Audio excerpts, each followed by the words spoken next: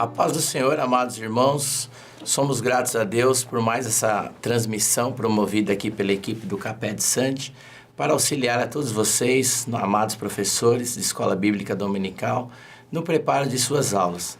Hoje tenho a satisfação de ter mais uma vez aqui ao meu lado o professor Sérgio, esse comentarista abençoado, e também tenho a honra e a satisfação de compartilhar essa tribuna pela primeira vez com o pastor Lucas, esse jovem abençoado, instrumento nas mãos do Senhor. Estamos estudando neste trimestre uma lição abençoada que traz por tema Quem é Deus?, escrita e comentada pelo pastor Natan. Nós já tivemos duas aulas abençoadas, aula 1 e aula 2, e hoje nós estaremos falando acerca da terceira lição, que dentro do contexto refere-se ao nosso Deus, trazendo aí uma revelação geral e específica de quem Ele é. O texto escolhido pelo nosso comentarista para sustentar os seus comentários e argumentações está registrado em Hebreus, capítulo de número 1, versículos 1 a 3 e também capítulo 4, versículos 12 e 13, e eu gostaria de ler com vocês. Havendo Deus antigamente falado muitas vezes e de muitas maneiras aos pais pelos profetas, a nós falou-nos nesses últimos dias pelo Filho, a quem constituiu o herdeiro de tudo, por quem fez também o mundo, o qual, sendo o resplendor da sua glória e a expressa imagem da sua pessoa, e sustentando todas as coisas pela palavra do seu poder, havendo feito por si mesmo a purificação dos nossos pecados, assentou-se à destra da majestade nas alturas, porque a palavra de Deus é viva e eficaz, e mais penetrante do que espada alguma de dois gumes, e penetra até a divisão da alma e do espírito e das juntas e medulas, e é apta para discernir os pensamentos e intenções do coração. E não há criatura alguma encoberta diante dele. Antes, todas as coisas estão nuas e patentes aos olhos daquele com quem temos de tratar. Como já fora citado, nós estamos estudando neste trimestre acerca de Deus. Quem é Deus? Quem Ele é? Será que a gente conseguiria definir, conceituar, descrever o nosso Deus em apenas 13 lições, Sérgio? Eu acredito, que isso jamais seria possível. Nem que nós tivéssemos 100 lições, 1000 lições, jamais nós conseguiríamos descrever com tanta precisão quem é o nosso Deus. E eu tenho certeza de que o nosso comentarista, o pastor Natan, jamais teve essa pretensão. É grandeza demais para a nossa mente humana, tão limitada, conseguir descrever o nosso Deus. Nós encontramos, por exemplo, a declaração registrada lá em Isaías, que já mostra essa impossibilidade de nós conhecermos a Deus em sua totalidade.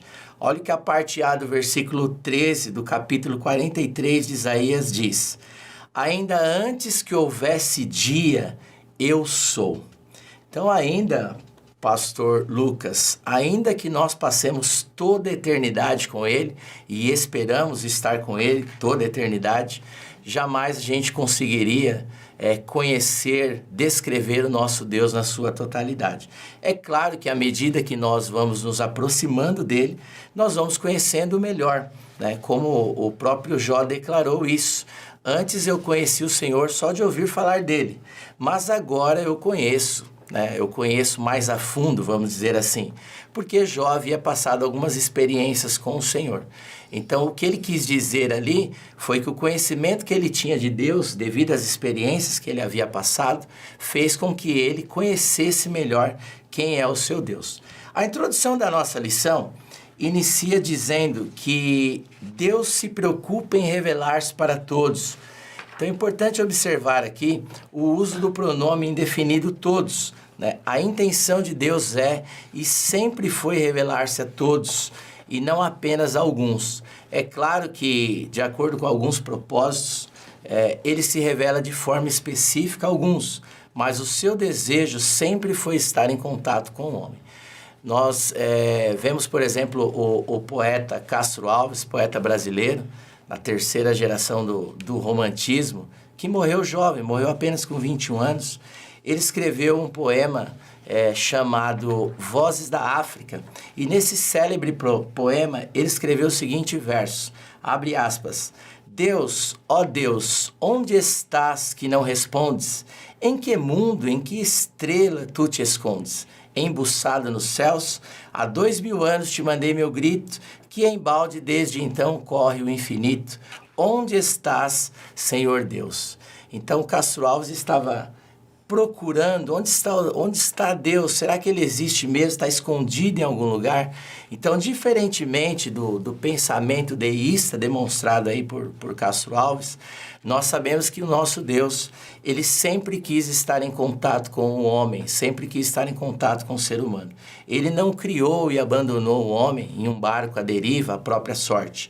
Então, o tópico primeiro, ele vai falar exatamente sobre isso, a revelação geral de Deus à humanidade. Ao que parece, Sérgio, não há como as pessoas se excusarem diante de Deus, né, afirmando não conhecê-lo, porque ele sempre se fez notório, né, começando aí pela sua revelação através da criação, através dos elementos naturais, não é isso? Então eu gostaria que você já fizesse as suas considerações iniciais e falasse um pouquinho a nós e a todos que estão nos assistindo acerca disso, amado. A paz do Senhor, a todo professor, a todo o corpo docente do nosso campo. Agradeço a Deus por esta oportunidade, mais uma vez estar aqui dividindo esse espaço com o irmão Daniel e, como ele bem colocou, a primeira vez como pastor, né? E isso é muito bom. Uma coisa que eu aprendi é que nós estudamos para ter conhecimento, mas é no debate, é na exposição, é no trocar ideias que nós crescemos. Quando nós falamos de revelação de Deus, e a nossa leitura bíblica aqui, ela traz uma leitura de Hebreus. E eu gosto muito dessa leitura porque ela começa dizendo que Deus falou. Ou seja, ela nos apresenta um Deus que fala. Isso é algo real, é algo que nós não podemos e eu acho que ninguém consegue negar, que Deus fala. Porém, diferente da palavra humana, a palavra de Deus, ela é original, enquanto que a palavra humana, ela é derivada, né? O próprio Agostinho, ele trabalha essa ideia de palavra humana, dizendo que nós, para nos fazermos entendidos, nós utilizamos de uma série de artifícios, de apresentações, e mesmo assim ainda encontramos dificuldades, limitações na compreensão e às vezes para manter um diálogo. Enquanto que Deus não. Deus, ele, respeitando as nossas limitações, ele se autorrevela de maneira que todos são capazes de conhecê-lo e de compreender a sua obra e quem é Deus, né? Bem verdade como já foi colocado aqui pelo irmão Daniel, e fica evidente que o autor desse trimestre, ele não tem por objetivo, e até seria impossível, falar ou fazer assim vamos dizer, um estudo detalhado da pessoa de Deus, ou seja, descrever Deus como ele o é de fato. Isso é impossível. Porém, nas Sagradas Escrituras e em alguns elementos, né, e começando aí pela criação, Deus, ele se autorrevela ao homem. Quando nós falamos que Deus, ele se revela através da natureza, uma coisa que nós precisamos compreender tantos os naturalistas como os panteístas, né, e outros grupos, eles rejeitam a própria ideia de Deus na natureza, dizendo que a natureza ela é autossuficiente, ela é autoexplicativa, não enxergando nisso uma revelação de Deus. Porém, as páginas bíblicas, elas nos falam de uma natureza que revela Deus. Ela nos fala de uns céus que manifestam a glória e a presença de Deus. Ela nos fala de um mar que fala e que revela um pouco da voz do nosso Deus. Ela nos fala de ventos e de pássaros que louvam ao Senhor. Então, enquanto que os naturalistas, ou os céticos, ou racionalistas, eles tentam negar a existência de um Deus que se revela na natureza, a Bíblia, a própria natureza, ela revela a presença de Deus. Eu costumo sempre brincar com meu filho e dizer assim que Deus, quando criou o céu, ele estava se exibindo. Porque quando você olha o céu em uma noite estrelada, é impossível você não se perguntar quem criou isso? Da onde que veio isso? Ou quando você pega uma estrada e você repara toda aquela... Isso eu estou falando em termos práticos, né? Saindo um pouco do termo teológico, para nós compreendermos. Quando você viaja e vê toda aquela natureza na estrada e você percebe o quanto você é pequeno e você pergunta, quem criou isso? Para que foi criado isso? Então, e o engraçado é que por mais que alguns grupos tentem dizer que estas perguntas, quem, para quê, são oriundas de uma mente de pessoas sem cultura ou de crentes fanáticos, a própria história nós vemos homens como Voltaire, por exemplo, orando e pedindo misericórdia a Deus quando ele enfrentou uma tempestade em um determinado momento da sua vida, né? Ele reconheceu a grandeza de Deus, né? Nós vemos também dentro da própria história um outro racionalista e cético, o Ferguson, ele uma vez comentando e dizendo, olha, há um Deus. Como? Aonde ele está, da onde ele veio, eu não sei. Mas quando olhamos para tudo isso, para toda a natureza, para o homem, há um Deus. Então há um Deus. E as páginas bíblicas, elas nos revelam que há um Deus, né? E a própria ciência, ela vem trazendo isso. Um ponto que nós precisamos colocar aqui essa revelação geral na natureza, ela é insuficiente para a salvação. Ela não produz salvação, né? Ela pode ser um caminho, um passo, né? Nós temos na história aí relatos de pessoas que, ao contemplarem a natureza e toda a sua grandeza, foram procurar quem era o Criador. Então essa revelação geral na natureza, ela levou essas pessoas a conhecer uma revelação especial que é um outro tópico, né? Nós temos também na história. E quando nós falamos da revelação na história, nós precisamos compreender que Deus criou as nações. Deus criou a raça humana, né? E para que Deus criou? E nós vemos também aí nas páginas bíblicas Deus se revelando através de uma nação chamada Israel, né? Nós vemos Deus chamando Abraão, chamando Isaac, chamando Jacó, e desses três fazendo uma nação. Nós temos também um relato em Salmo 75 que diz que Deus é aquele que derriba e que levanta impérios. Então, isso mostra o quê? Que a natureza, que a história está nas mãos do nosso Deus. E aí a pergunta que fica, será que Deus simplesmente ele se revela na história para autocontrolar os seres humanos? Não, né? Não. Quando nós estudamos principalmente o Antigo Testamento, que era a sombra do que iria se revelar na pessoa do Messias, na pessoa de Cristo, nós vemos que Deus ele guia a história a ponto do seu Filho, Jesus, se revelar. Então, nós vemos aí um Deus que intervém, que se revela através da história. Bem verdade que diferente do que cria muitos céticos, né, e muitos filósofos de que Deus criou tudo isso daqui e abandonou, nós vemos um Deus que cuida e que guia a história, né? Quando necessário, ele intervém. Quando necessário, ele coloca suas mãos aí na história. Mas, em via de regra, Deus ele utiliza a história para revelar não uma religião, mas o seu plano redentor, o seu plano de salvação. E por fim, nós temos aqui a revelação da consciência, né? É engraçado que quando nós falamos da revelação da consciência, nós temos que perguntar, e eu acho interessante, professor, você levantar esse questionamento na sua sala. O que é consciência? Né? talvez o tempo talvez não tenha tempo suficiente, porque discutir o que é consciência requer uma série de detalhes, mas em via geral, o que nós podemos concluir sobre consciência é que consciência é tudo aquilo que me faz julgar se algo é certo ou errado. Isso é um conceito bem filosófico do que é consciência.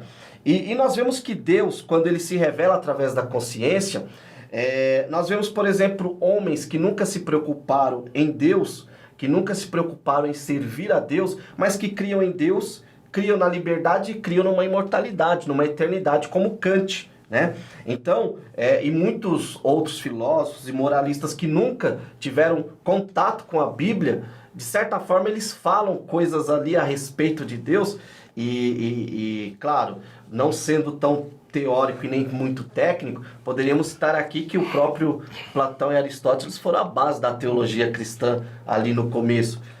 Homens que nunca tiveram contato com a Bíblia, não que nós conheçamos, mas que tiveram na sua consciência uma certa revelação geral de Deus, né? Então, quando Deus ele nos cria com consciência, e lá em Romanos 2, capítulo 14 e 16, nós vemos que isso que faz eu fazer distinção entre certo e errado, foi Deus que colocou em mim, né? Então, Deus, quando ele nos cria, e aí é uma outra pergunta, para que Deus criou, ou Deus se revela através da consciência? E aqui eu queria fazer a citação de uma teologia sistemática que eu indico para todos os professores, que é do Henry. Esse livro é muito bom, e ele diz assim, abre aspas, podemos concluir que na consciência temos outra revelação de Deus. Suas proibições e ordens, suas decisões e impulsos não teriam qualquer autoridade real sobre nós se não sentíssemos que na consciência temos de alguma forma a realidade, algo em nossa natureza que todavia está acima dessa natureza. Em outras palavras, ela revela o fato de que há uma lei absoluta do certo e do errado no universo e de que há um legislador supremo que encarna esta lei em sua própria pessoa e conduta. Fecha aspas. Então, podemos dizer que, em linhas gerais, a revelação de Deus na nossa consciência nos faz ver o que é certo e o que é errado. Então, eu vejo em tudo isso o qual original é Deus falando. Deus ele se faz entender e compreender tanto por leigos como por estudados, tanto por nós cristãos como por aquele que nunca se preocupou, ou talvez nunca teve contato nenhum com o cristianismo. Interessante você falar aí, Sérgio, sobre essa questão do agir de Deus, né, ao longo da história. Então, nós sabemos que Deus, que a gente chama de eterno passado, né, ele estabeleceu um plano e ele trabalha para que esse plano se cumpra. Então, ao longo da história, ele permitiu que impérios fossem erguidos, assim como reis, colocou reis no trono, abateu reis quando precisou. Né? Então, nós vemos que Deus, por exemplo, usou o Egito para guardar o seu povo. Depois, Deus vai usar o Império Babilônico, né, para castigar o seu povo, aplicar ali uma correção. Depois, nós vemos Deus usando os gregos, né, para a disseminação do helenismo, né, criando assim uma linguagem que veio facilitar aí a comunicação. Vemos Deus usando o Império Romano na construção de estradas, preparando o caminho para que o Evangelho tivesse facilidade para ser pregado. E tem muita gente achando que essa pandemia está fora de controle, né? E não está. Deus continua no controle da história. Então, feitas as considerações aqui acerca do tópico primeiro, vamos avançar um pouquinho aqui para o segundo, o qual vai tratar sobre a revelação específica. Então, como o próprio nome diz, específica aquilo que é exclusivo, aquilo que é peculiar. Então, a princípio, né, sobre as profecias e o ministério profético, pessoas escolhidas por Deus para falarem em seu nome, para consolar, para corrigir, para orientar, né? Ministério esse que durou aí até João Batista. E em seguida sobre a revelação especial de Deus, que é a sua palavra. E eu quero passar aqui a oportunidade para o pastor Lucas, para que ele traga aí a todos nós aí as suas contribuições acerca desse assunto, pastor, a revelação específica de Deus. Quero cumprimentar os irmãos com a paz do Senhor, dizer que sou grato a Deus por mais esta oportunidade, por este privilégio de poder estar aqui com os irmãos, aprendendo junto a respeito da palavra do Senhor. Quero agradecer a Deus pela vida do irmão Daniel, do irmão Sérgio. Para mim é um motivo de muita alegria e muita honra, né? E dando sequência ao que o irmão Sérgio está falando, o irmão Daniel, no segundo tópico, nas revelações específicas, né? A parte A ele vai falar sobre as profecias. Na introdução da lição, o comentarista cita dizendo que Deus é um Deus de relacionamento, né? Deus procura, em toda a história do Antigo Testamento, nós vamos ver Deus procurando relacionamento com o seu povo, né? Desde o Éden, nós olhamos para a história bíblica e vemos Deus na viração do dia procurando um relacionamento com a criação. Logo após a queda, Deus ele continuou procurando relacionamento com o seu povo, se revelando ao seu povo, né? E é interessante que quando ele se revela, que ele se apresenta, né? Ele se apresenta tanto para trazer consolo, como para trazer esperança, também para trazer alento, direcionamento, né?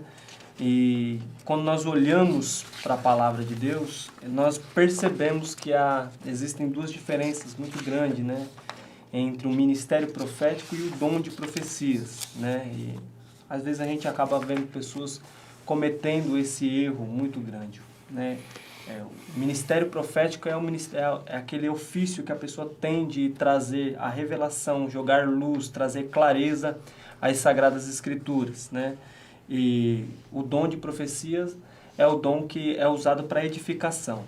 Pois bem, edificação pessoal. Pois bem, partindo desse princípio, nós olhamos para Deus buscando relacionamento com o seu povo em toda a história do Antigo Testamento, né? Como o irmão Daniel bem disse, até João Batista, né? E por meio dos profetas, Deus ele vai revelar suas vontades, os seus atributos, né? Nós olhamos para os profetas do Antigo Testamento e vemos Deus revelando o seu amor, vemos Deus revelando a sua ira, vemos Deus revelando a sua paciência, né? Quando nós olhamos para o profeta Oséias, Deus revelando o seu amor e paciência, tudo no mesmo contexto. Então, quando nós olhamos para as Sagradas Escrituras, nós compreendemos e vemos pela palavra de Deus, através das profecias, Deus se revelando ao seu povo. É interessante porque às vezes nós não compreendemos como que podemos conhecer Deus através das profecias que estão contidas na palavra de Deus, né? Conhecemos Deus, mas às vezes superficialmente pelo que as pessoas falam, como Jó disse, né? Te conheci de ouvir falar, mas quando nós passamos a conhecê-lo, de ler a palavra de Deus, né? De meditar na palavra, a gente passa a ter uma profundidade muito maior com ele. E é interessante que às vezes as pessoas querem o dom da profecia e não buscam um ministério profético, né? Não buscam conhecer Deus através da revelação da palavra. E Deus ele quer se revelar e ele se revela, porque ele é um Deus de relacionamento. Isso por intermédio das profecias. Quando partimos para a revelação específica através de Jesus Cristo, é algo maravilhoso, porque agora ele mesmo ele vai se encarnar, Cristo vai se encarnar e nós vamos ver, né, Cristo andando no meio do povo, curando, né? Nós vamos ver ele se revelando o seu amor, né, a sua paciência. É interessante porque ele andando no meio do povo, às vezes as pessoas não tinham percepção de que ele era Deus, né? Um dia Filipe falou, mostra-nos o Pai. E aí Jesus vai dizer para ele, estou convosco há tanto tempo, Filipe. E você, quer ver? João 14, né? 14:8, disse-lhe Filipe, Senhor, mostra-nos o Pai, que nos basta. E disse-lhe Jesus, estou há tanto tempo convosco e não tendes me conhecido, Filipe. Quem me vê a mim, vê o Pai. E como dizes tu, mostra-me o Pai. Cristo, ele revela o Pai. Quando nós vamos para João 17, né, a oração de Jesus pelos seus discípulos, em todo o contexto nós vamos ver ele revelando o Pai para a gente, né? Dá-me a glória que eu tinha contigo no início, né? Ele vai mostrando, eu quero que o Senhor esteja com eles, assim como está comigo, e para que todos sejam um. Essa é a intenção real do texto, né? E às vezes nós não percebemos, as pessoas querem conhecer Deus por outros meios. E não existe outra pessoa que revele com clareza, com tanta luz a Deus como Cristo. Cristo é a revelação plena de Deus, né? É interessante porque Paulo vai dizer aos Colossenses que Cristo é a imagem do Deus invisível, né? Ele se revelou, ele mostrou Deus para nós, para que nós pudéssemos contemplá-lo, vê-lo claramente como ele é. E quando a gente para analisar essas colocações, vemos muitas pessoas perdidas, questionando Deus, mas para que você tenha um conhecimento pleno de Deus, conheça Cristo, porque em Cristo você vai conhecer a Deus e você verá a grandeza do seu Deus, o amor dele, a graça dele, a compaixão e a misericórdia. Pois bem, e no tópico 2, a parte C, vai falar que ele se revela através das Escrituras. E o texto sagrado que o comentarista cita é 2 Timóteo 3,16, que diz que toda a Escritura é divinamente inspirada e proveitosa para ensinar, para redarguir, para corrigir e para instruir em justiça. É interessante que a expressão divinamente inspirada, ela vem do grego theopneustos, que literalmente significa tendo assimilado Deus. E na Escritura, essa declaração é a mais importante sobre ela mesma. Quando nós olhamos para a palavra de Deus, a afirmação mais poderosa que a palavra tem sobre ela mesma é essa, que ela é divinamente inspirada. E quando o texto vai dizer que toda a Escritura é divinamente inspirada, está dizendo que toda a Escritura é a própria expressão de Deus. É o próprio pensamento, é a própria vontade de Deus, inspirada, revelada ao homem. E adequadamente nós a chamamos de palavra de Deus, né? Paulo vai dizer nesse texto que ela é inspirada, mas ele não vai dizer qual que é um processo da inspiração nesse texto. Mas lá em 1 Coríntios capítulo 2, verso 9, ele vai dizer assim: mas como está escrito, as coisas que o olho não viu, e o ouvido não ouviu, e não subiu ao coração do homem, são as coisas que Deus preparou para os que o amam. Mas Deus nulas revelou pelo seu Espírito, porque o Espírito penetra todas as coisas, ainda as profundezas de Deus. 2 Pedro 1,21 diz assim: porque a profecia nunca foi produzida por vontade de homem algum, mas os homens santos de Deus falaram inspirados pelo Espírito Santo. O Espírito Santo é quem nos faz compreender, é quem nos faz entender a revelação da palavra de Deus. Ele quem convence o homem, né? E ele que nos faz ter a percepção geral do que é a revelação da palavra de Deus. Pela palavra de Deus nós conhecemos a Deus. A palavra de Deus, ela é o estatuto, né? Ela é o guia, ela é um meio mais fácil, se é assim que podemos dizer, de conhecer a Deus, né? Conhecemos a Deus através dos atributos naturais, conhecemos a Deus através de Cristo e conhecemos a Deus através da revelação pela palavra, a Escritura. A Escritura nos mostra quem é Deus. Estamos caminhando para o final da nossa transmissão, mas falaremos ainda sobre o terceiro tópico, que vai tratar sobre os efeitos da revelação geral e específica, que já fora comentado aqui, mostrando, Sérgio, que ninguém poderá chegar diante de Deus alegando que jamais percebeu ou que jamais teve noção da sua existência. Paulo afirmou, né, isso, que todos são inexcusáveis diante disso, ou seja, diante do justo juiz, Não há como a pessoa falar, olha, eu nunca ouvi dizer, eu nunca pensei na sua existência. Então, Paulo afirmou que isso, essa desculpa, né, não vai valer, né, até porque estarão diante de um justo juiz. E aí eu fico pensando quais seriam as argumentações dessas pessoas, Sérgio, quando estiverem diante de Deus.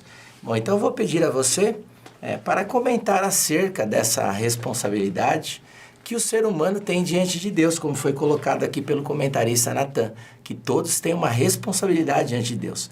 Será que alguém pode erguer a voz diante dele e afirmar, pastor, que nunca teve noção, nunca pensou na existência desse Deus?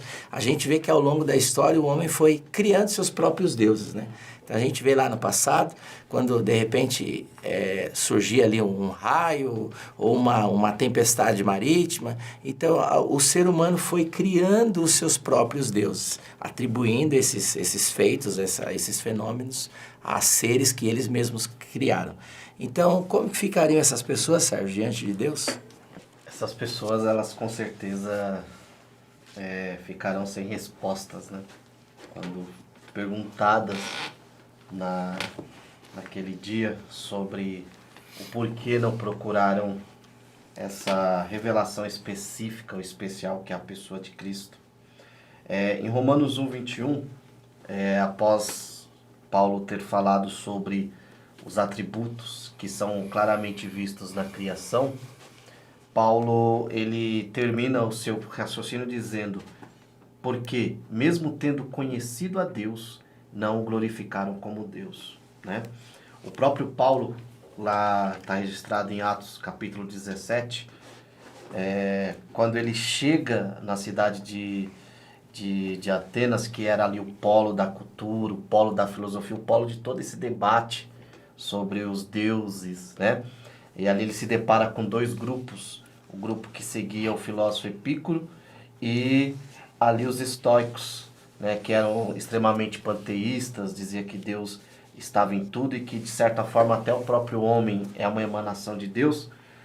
E ali Paulo ele encontra uma frase que revela um pouco dessa responsabilidade, que é no versículo 23, quando ele vê um altar escrito ao Deus desconhecido, né?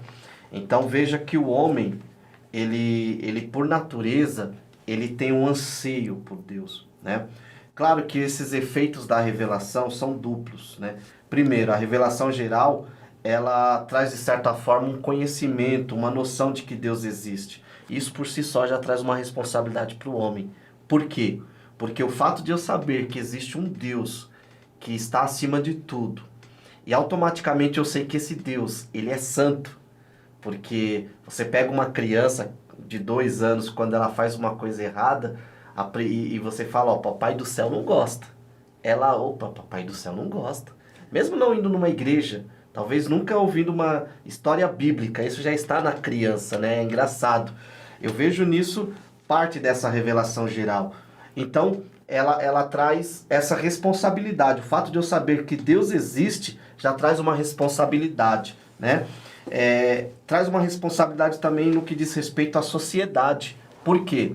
Porque a revelação geral ela tem por base ou ali por efeito trazer equilíbrio na sociedade, dando aquela noção de certo e errado. Isso também traz responsabilidades ao homem, né? Por exemplo, eu sei que é errado matar. E por que eu mato? Então, veja que a própria revelação geral ela já joga um peso de responsabilidade no homem. E todo esse senso de responsabilidade de certo e errado, o homem só vai encontrar paz, ou só vai encontrar respostas quando ele tem um encontro com a revelação especial que é a pessoa de Jesus, que bem colocou o pastor Lucas, que é o ápice. Agora, de forma geral, o que nós podemos falar sobre as responsabilidades que o conhecimento vindo da revelação geral e da revelação específica ou especial traz para o homem? Primeiro, no que diz respeito à revelação geral, uma vez que Deus, que eu sei que Deus existe, que eu conheço Deus, que os céus e todos os seus atributos são manifestos através da criação, isso me traz uma responsabilidade. Qual que é a responsabilidade? De buscar, crer e viver de acordo com este Criador, né? Então, é neste ponto que Paulo, lá em Romanos, capítulo 1, dissertando sobre a sociedade romana, ele fala, olha, Deus os entregou. No sentido do que, olha, tudo que eles querem saber sobre Deus, a santidade, o padrão que Deus colocou de moral, está expresso na própria criação. Deus criou homem e mulher, né? Deus não criou um terceiro sexo. Mas eles se entregam a orgias e a relações que não estão dentro do padrão bíblico. Deus criou os céus, criou os animais e colocou o homem como governante. Então Deus já deixou bem claro que o homem está acima dessas criações para governar, para ser mordomo. Mas o homem prefere idolatrar, né, essas criaturas. Então assim, Deus os entregou. Quando Paulo fala isso, não é que Deus os abandonou no sentido, tá bom, faz o que você quer. Não, olha, tudo o que você precisa saber sobre minha pessoa já está expresso. Tudo que eu penso, a ordem do universo, ela traz o pensamento de Deus, dia e noite, ou seja, há um tempo para tudo, né? E eu fico maravilhado como as próprias estações revelam que Deus gosta dessa ideia de tempo para todas as coisas, né? E nós vemos numa sociedade onde as pessoas estão fugindo do tempo, né? Elas pulam fases, estações, né? E quanto à revelação especial, que aí cai sobre nós que conhecemos a Cristo, eu vejo que a nossa maior responsabilidade é viver de acordo com o padrão dessa revelação especial. Como eu comentei, a teologia sistemática que o Henry Clarice, ele faz um comentário muito interessante sobre o ápice dessa revelação especial, quando ele diz, abre aspas, toda essa revelação me faz ter experiência de comunhão com Deus e me traz sobre mim um poder transformador de vida, fecha aspas. Eu acho isso fantástico. Comunhão e vida transformada. E aí, qual que é a responsabilidade de tudo isso? É eu viver de acordo com essa revelação. E aí o pastor Lucas colocou a relação de Cristo, ou seja, viver de acordo com Cristo. Então eu acho que o maior peso é isso, né? As pessoas discutem muito, mas a salvação, ela é sinergista, monergista. Eu tenho um pensamento sobre a salvação e sobre o ápice dessa revelação especial. A salvação, enquanto arquitetada, enquanto executada, ela é 100% divina. Eu não ajudo Deus no meu processo de salvação, mas eu vivo de acordo com o processo de salvação. Eu oro não para ser salvo, mas porque eu sou salvo. Eu leio a Bíblia não para ser salvo, mas porque eu sou salvo. Então, eu acho que a responsabilidade no que diz respeito à revelação especial está mais de acordo, em eu viver de acordo com o que o Evangelho e com o que Cristo quer, né? E quanto àqueles que não são cristãos, ou são pecadores e rejeitam essa revelação plena de Deus, a responsabilidade deles é simplesmente no que diz respeito, e aqui o escritor ele traz o exemplo de Sodoma e Gomorra. Pessoas que são avisadas, são exortadas, o evangelho é pregado e elas rejeitam o evangelho, muitas delas com aquela máxima, eu creio em Deus, né? Eu já tenho Deus. Tudo bem, você tem Deus? Então, viva uma experiência de comunhão com Deus a ponto da sua vida ser transformada. Eu acho que esse é o ponto maior da responsabilidade humana no que diz respeito à revelação especial e específica de Deus. Amém, amados. Somos gratos a Deus por tudo que já ouvimos aqui. E eu já aproveito para agradecer aos nossos amados comentaristas. Foi um prazer estar mais uma vez aqui ao lado do Sérgio. Uma honra estar aqui compartilhando pela primeira vez aqui com o pastor Lucas. Ele já esteve aqui outras vezes, mas é a primeira vez que a gente faz essa transmissão juntos. E o nosso desejo é que vocês, professores, tenham uma aula abençoada e continue ensinando com graça e com sabedoria. E eu quero pedir ao pastor Lucas que nesse momento faça aí as suas considerações finais, pastor. Algo que você julga essencial diante de tudo que já for exposto aqui, algo que você considera importantíssimo que os nossos professores transmitam aos seus alunos, e aí você faça aí os seus apontamentos, os seus comentários, e aí já aproveita também, né, para fazer uma oração de agradecimento ao nosso Deus. Como consideração final, eu gostaria de dizer o seguinte: as pessoas, a gente falou a respeito de quem se apresentará como inculpável, inexcusável diante de Deus, né? As pessoas, elas não serão condenadas por aquilo que desconhecem, mas pela atitude que demonstraram diante da revelação que lhes foi proposta. Quem jamais viu uma Bíblia ou ouviu a palavra de Deus será julgado pela transgressão que cometeram. Eles serão julgados pela transgressão que cometeram contra a sua própria mente. Porque aquilo que o irmão Sérgio disse é uma verdade. Tudo aponta para Deus. Deus se revela em todas as coisas, a todas as pessoas, né? Ele é um Deus de relacionamento. Ele gosta de ter relacionamento com o seu povo, com toda a humanidade. Partindo desse princípio, querido professor, querido aluno, entenda uma coisa: todos nós que já conhecemos a revelação de Deus temos por papel fundamental para a nossa vida cristã mostrar Deus para a humanidade, né? Jesus foi quem disse, em João 17, ele disse: a glória que o Senhor me deu no começo, agora eu dei para eles.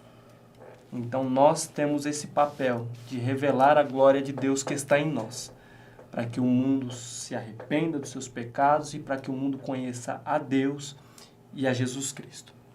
Então fique com essa reflexão, fique com essa meditação para a sua aula. Amém? Vamos orar? Senhor Deus, nós te louvamos e agradecemos por esta oportunidade. Te louvo pela vida de cada professor e de cada aluno, ó Pai amado. A Tua palavra é um poço muito profundo, a nossa mente é muito rasa, mas nós amamos a Tua palavra. E eu peço a Ti que o Senhor continue falando conosco, revelando-nos, ó Deus eterno. Leva-nos cada dia mais às águas profundas da revelação da Tua palavra. Continua abençoando a vida do irmão Sérgio e do irmão Daniel, Senhor. Que a Tua graça continue sobre a vida dos Teus servos, ó Deus.